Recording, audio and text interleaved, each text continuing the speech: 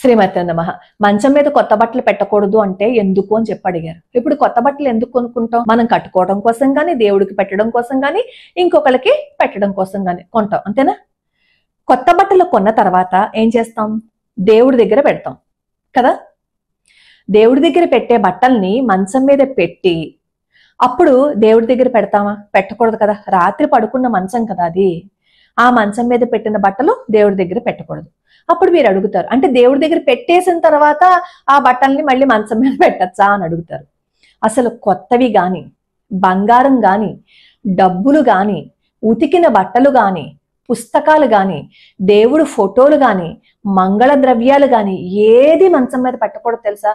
మనం మామూలుగా పడుకుని లేవడానికి తప్ప మంచాన్ని ఇంక దేనికి ఉపయోగించకూడదు. కానీ ఇప్పుడు పరిస్థితుల్లో ఏం చేస్తున్నారంటే చదువుకోవటం కూడా మంచం మీదే కూర్చొని చదువుకుంటున్నారు. కాబట్టి చిన్న చిన్న అలవాట్లని మార్చుకుందాం. ఇప్పుడు ఈ కష్టమంతా ఎందుకు పడుతున్నాం? మనం ఏదైనా ఒక 2 రూపాయలు డబ్బులు సంపాదిస్తే ఓ రూపాయి దాచుకోవాలనే కదా. అంటే లక్ష్మీదేవి కోసమే కదా మనం ఇంత కష్టపడుతున్నాం. ఇంత కష్టపడుతున్న మనం చేయకూడదు అన్న పనులు చేసి ఎందుకు అనవసరంగా ఇబ్బందులు కొని తెచ్చుకోవటం? వద్దు అన్న పనులు మనం చేయటం మానేసాము అని అనుకోండి, మన జీవితంలో ఖచ్చితంగా మంచి మంచి మార్పులు వస్తాయి. ముఖ్యంగా మంగళకరమైన వస్తువులు అస్సలు పెట్టకండి. బంగారాన్ని కూడా అస్సలు పెట్టద్దు. అలానే చాలా మంది ఇంకొక తప్పు ఏం చేస్తారంటే తడి టవల్స్ తలుపుల మీద వేస్తారు. అలా తలుపుల మీద బట్టలు వేసినా, టవల్స్ వేసినా అలక్ష్మి అంటారు. ముఖ్యంగా తడి బట్ట వేయకూడదు అంటారు. అలక్ష్మి అని ఎందుకంటారంటే తడి టవల్ గాని, తడి బట్ట గాని మనం తలుపు మీద వేస్తే అది చెక్క తలుపులు కదా, అవి ఏమవుతాయి? పురుగు పడతాయి, పాడైపోతుంది. అప్పుడు మనం బాగు చేయించుకోవడానికి ఏమవుతుంది? మళ్ళీ మన డబ్బులు ఖర్చు అవుతుంది. అంటే అలక్ష్మే కదా. అలా అంటే మీరు అంటారు, అయితే ప్లాస్టిక్ తలుపుల మీద వెయ్యొచ్చా? మీరు ఏ తలుపు మీదైనా సరే తడి బట్ట వేశారు అంటే అది పాడవుతుంది, ఆ వస్తువు పాడవుతుంది ఖచ్చితంగా.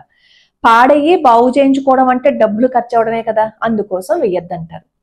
కానీ ముఖ్యంగా గుర్తు పెట్టుకోవాల్సింది సింహద్వారం దగ్గర అతి జాగ్రత్తగా ఉండాలన్నమాట.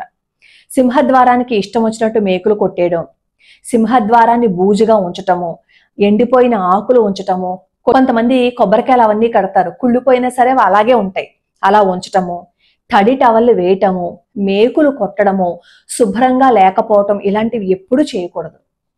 ఎప్పుడు మన సింహద్వారం కళకళలాడుతూ ఉండాలి. ఎందుకంటే వాస్తు పురుషుడి ముఖము అంటారు మన సింహద్వారాన్ని.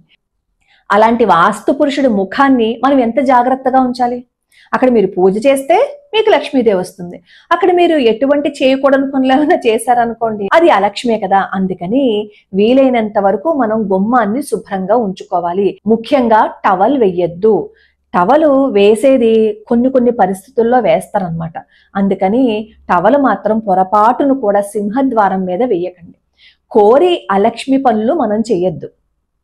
అలానే గుమ్మానికి ఎదురుగుండా పాత బట్టలు వేయడం గాని, బట్టలు ఆరవేయటం కూడా చెయ్యొద్దంటారు. ఒకవేళ మనకి ఖాళీ లేకుండా గుమ్మం ముందు ఒక తాడు కట్టుకున్నా గుమ్మానికి ఎదురుగుండా బట్టలు లేకుండా అటు ఇటు జరుపుతారు తప్ప సింహద్వారానికి ఎదురుగుండా బట్టలు వేయడం గాని, చీపురు చేట ఉండడం గాని, అలాగే మురికి బట్టలు ఉండడం గాని, చెప్పులు ఉండడం గాని ఇవన్నీ చేయకూడదు. ఇవన్నీ మనకి నష్టాన్ని కలిగిస్తాయి అన్నమాట.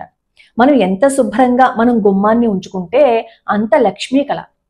మామూలుగా ఎవరైనా సరే మన గుమ్మాన్ని చూసారనుకోండి, కళకళలాడిపోతుంది అనుకోండి, ఏమంటారు? అబ్బా ఎంత బాగుందో కదా గుమ్మం అనుకుంటారు. మరి మనుషులే ఆ గుమ్మాన్ని చూసి అంత ఆనందిస్తే వాస్తు పురుషుడి ముఖమైన ఆ సింహద్వారాన్ని, లక్ష్మీప్రదమైన ఆ సింహద్వారాన్ని మనం ఎంత శుభ్రంగా ఉంచుకుంటే అంత లక్ష్మీప్రదం అనమాట. చిన్న చిన్నవి మనం మార్చుకుంటే జీవితం చాలా అద్భుతంగా ఉంటుంది. అలానే కొంతమంది ఇళ్లలో ట్యాప్లోంచి నీళ్లు కారిపోతూ ఉంటాయి.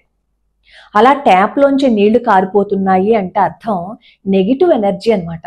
అలా నీళ్లు కారిపోకూడదు, దరిద్రం అనే మన పెద్దవాళ్ళు చెప్తారు.